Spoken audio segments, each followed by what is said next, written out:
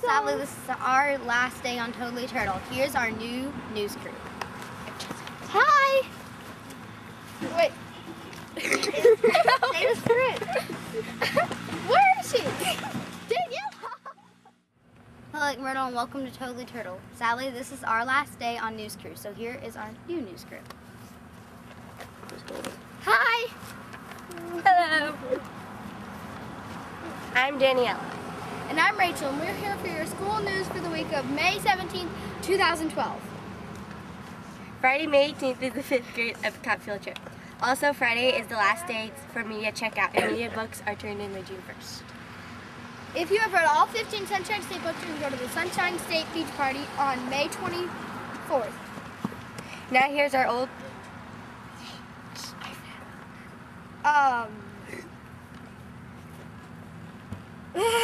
Restore it. We also interviewed some of our 5th grade turtles to talk to them about coming to middle school. Pause it. Jeez, cut that out too. Yeah. What middle school will you be going to? No, shh. We have to start out with something else. This is one of our 5th grade. We already said Jack Sullivan. We do have to say it. Yes. Okay, start. This is one of our 5th grade turtles, Jude Sullivan. We're going to ask him some questions. Hi. What middle school will you be going to? Rushi. Are you nervous about going to middle school? Nope. Do you have any tips for 4th graders going into 5th grade next year? Just be yourself and have fun, because you're going to middle school soon, and it's gonna be a lot of work. What are some of the things you like about the middle school you're going to? You don't have to walk in lines. Yeah. Pause. Okay, now student Bryce Carroll. Hi. And we will ask him questions. What middle school are you going to? Imagine. What are some things you like about the middle school that you're going to? You don't have to walk in lines, and you get 6 teachers instead of just 1. Are you nervous? No. Do you have any tips for our 4th graders going into 5th grade next year? No.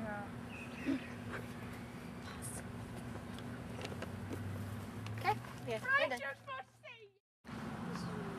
Now here's Miss Fraser with some media news. Pause it. That's so weird. We're pausing it like right now. Hi Lake Myrtle, Mrs. Fraser here, and I wanted to remind everybody that I will be sending home a summer reading list, and that summer reading list is going to consist of book titles to help you get started with your summer reading, and it is also going to include a summer reading log for those of you returning back to Lake Myrtle in the fall. What you can do over summer is you can read, and as you read, make sure you write the titles of your books down on that reading log. Bring it back to me in the Media Center in the fall when school starts again for the 2012-2013 school year, and you can receive a ice cream snack coupon to start your school year off right. So once again, teachers, be looking for those summer reading log packets that are going to be in your mailboxes, so you can give those out to your students. And boys and girls of Lake Myrtle, to help you stay motivated in your reading over summer, make sure you read, fill out your reading log, and bring that back in the fall to start your school year off right and get a ice cream snack coupon to use in the cafeteria. Okay, Lake Myrtle? Make sure you return all your library books to the Media Center by June 1st. And chat with you later. Hi, Vaughn.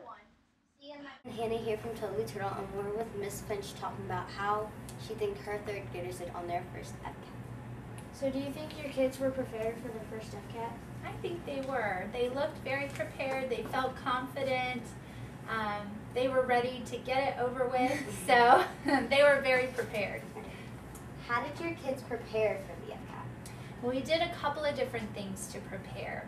Over the year, we worked, of course, on certain skills and strategies, and I got to conference with my students one-on-one, and their favorite way was we made book boxes, and the students were able to pick books that they felt that they could practice the reading strategies and skills I was teaching them, and then during our reading time they would sit in a beanbag chair, in a rocking chair, and they'd read their book, and we would get to have conversations about what they were doing while they were reading.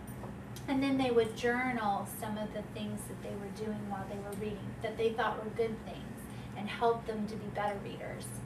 And then some other things we did, we practiced tests, and we would take highlighters when we were finished taking a test, and we would go through the test together, and we would go back and highlight areas of the test where they might have found an answer, or they found clues that led them to the right answer, and they really liked working with the highlighters. That's it? Nope. One more question. Oh, what did you think that your kid's favorite way to prepare for the FCAT was? It was probably sitting around the room, getting time to read silently. We did a contest because I have 2 reading classes this year, and we competed against each other on how long we could stay engaged in a book without getting distracted. We called them stamina checks. So the kids were on a timer, and I was the watcher all around the room, and they read for a long amount of time. I would stop the timer as soon as I saw one person go off task, looking out the window, looking at me, closing their book. I would stop the timer, and each time we did a stamina check, they got better and better and better and better. We actually had a medical emergency in my classroom, and the kids were so engaged in their books they didn't even know what was going on. So that was kind of the big test, seeing that, wow, those really work to keep kids focused. Yeah. Thank you. You're welcome.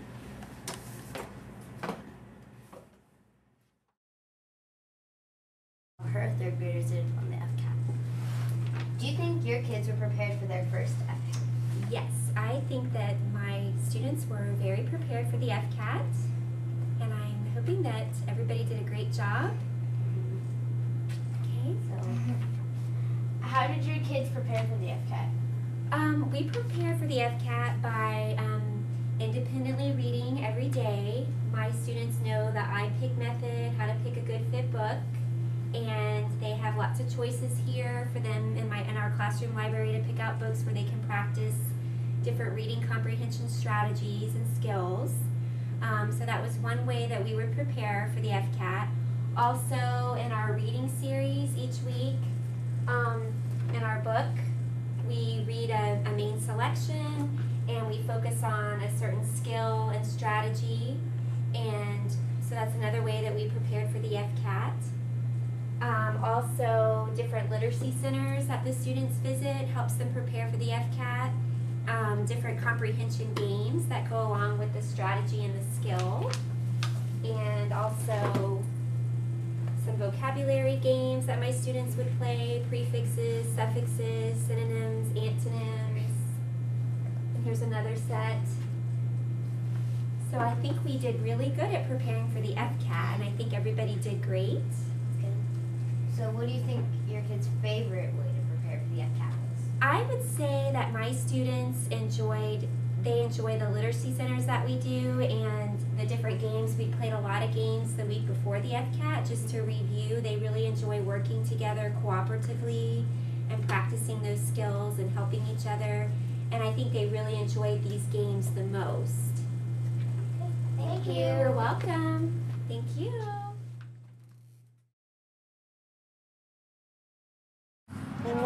We also interviewed our new music teacher, Mrs. Amos, and we asked her some questions. Okay, we got it?